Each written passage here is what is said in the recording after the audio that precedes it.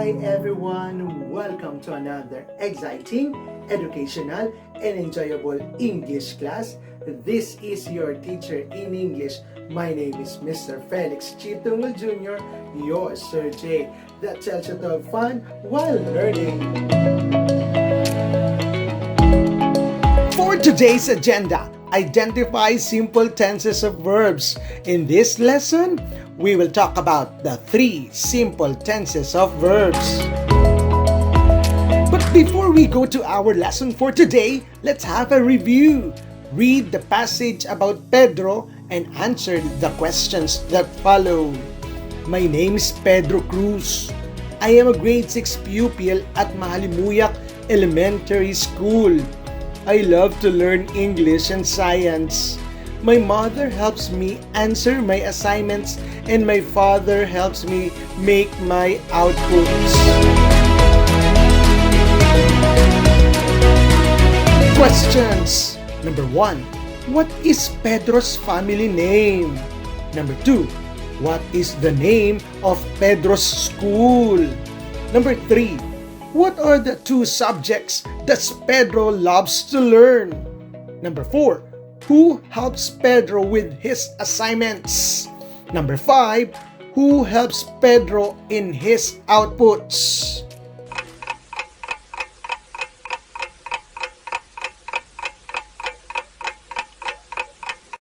Let's check your answer. Check your own work and be honest. Number 1. What is Pedro's family name? Cruz. Number 2. What is the name of Pedro's school? Mahalimuyak Elementary School. Number 3. What are the 2 subjects that Pedro loves to learn? English and science. Number 4. Who helps Pedro with his assignments? Mother. Number 5. Who helps Pedro in his outputs? Father. Who got 5? Well done! Read the following sentences. Look at the verbs and the time expressions used in the 3 sentences. These are examples in our lesson for today. The 3 simple tenses of verbs, namely the past, present, and future. Tenses of verbs tell us how an action relates to the flow of time. Simple tenses usually refer to a single action. In general, simple tenses express facts and situations that existed in the past, exist in the present, or will exist in the future. To identify the tense, you have to identify first the verb in the sentence. As we all know, verb is an action word. And these are the examples of verb in the present, in the past, and in the future. Craft, crafts, crafted. Will craft. Create, creates. Created, will create. Instruct, instructs. Instructed, will instruct. Sleep, sleeps. Slept, will sleep. Cut, cuts. Cut, will cut.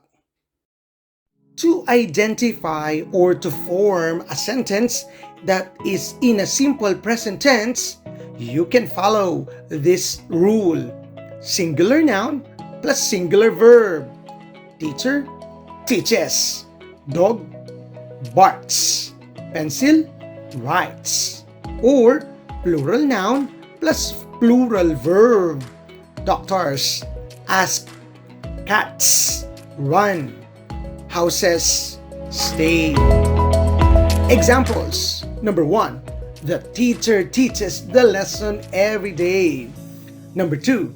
The dog barks at the stranger. Number 3. My pencil writes clearly. Number 4. Doctor asks the nurse every morning. Number 5.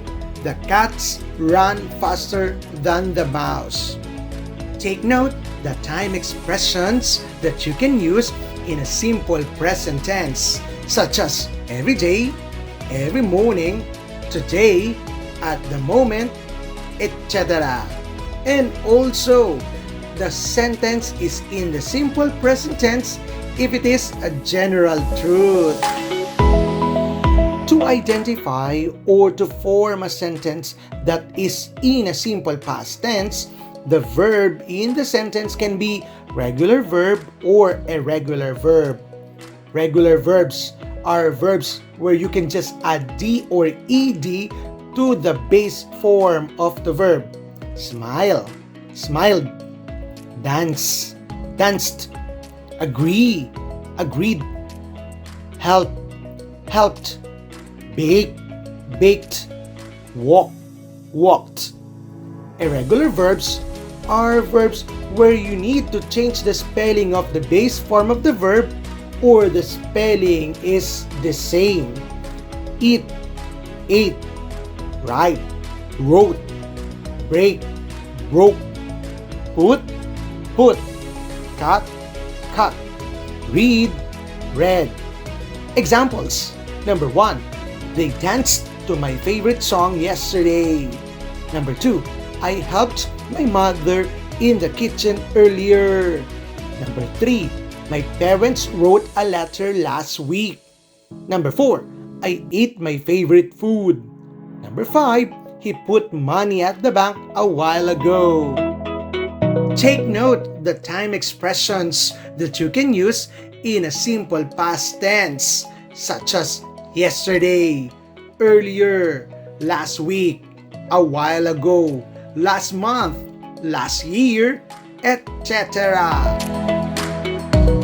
To identify or to form a sentence that is in a simple future tense, you just add will or shall plus the base form of the verb in the sentence. Will jump, will cry, will see, shall join, shall wash, shall meet, will create, will plan, will listen. Examples. Number 1. The principal will see the report later. Number 2. Pupils shall join the contest next month. Number 3. You will create the project tomorrow. Number 4. We shall meet after our class. Number 5. Everybody will listen to the discussion. Take note the time expressions that you can use in a simple future tense, such as later, next month, tomorrow, after, next year, etc.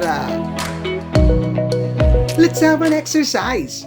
Complete the table below.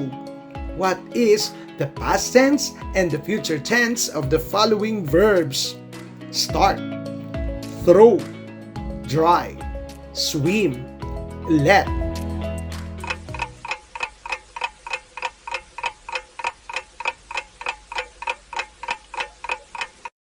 Let's check your answer. Check your own work and be honest. Start, started, will start. Throw, threw, will throw. Dry, dried, will dry. Swim, swam, will swim. Let, will let. Who got 10? Very good! We have learned the following. Number 1. What will happen to the verb if it is used in the present tense? It will either be in the S form or base form. Number 2. What will happen to the verb if it is used in the past tense? D or ed will be added to the base form if it is regular verb. While if it is irregular verb, you need to change the spelling or the spelling is the same. Number 3. What will happen to the verb if it is used in the future tense? Just add will or shall to the base form. Number 4. What clue can lead you to identify the tense of the verb used in the sentence? The time expressions in the sentences help in identifying the tense of verb. Let's have an evaluation. Identify the correct tense of the verb that will complete each sentence. Number 1. Marvin sailed, will sail a boat across the lake yesterday. Number 2, Sarah and her family lived on this street. Number 3, we already will shopped for school clothes last week. Number 4, they went, will go to the mall to see a movie next month. Number 5, Monica fixed, will fix her bed every morning.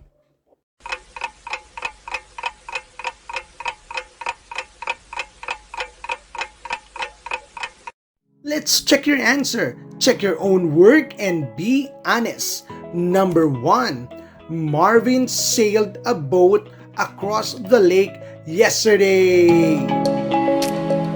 Number 2, Sarah and her family lived on this street.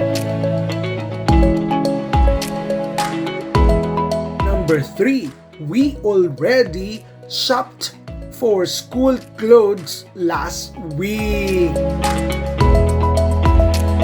Number 4, they will go to the mall to see a movie next month. Number 5, Monica fix her bed every morning. Who got 5? Good job! That's all for this week. I hope you have learned from this lesson.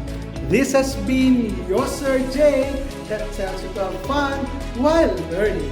Keep safe and stay healthy. Goodbye, class!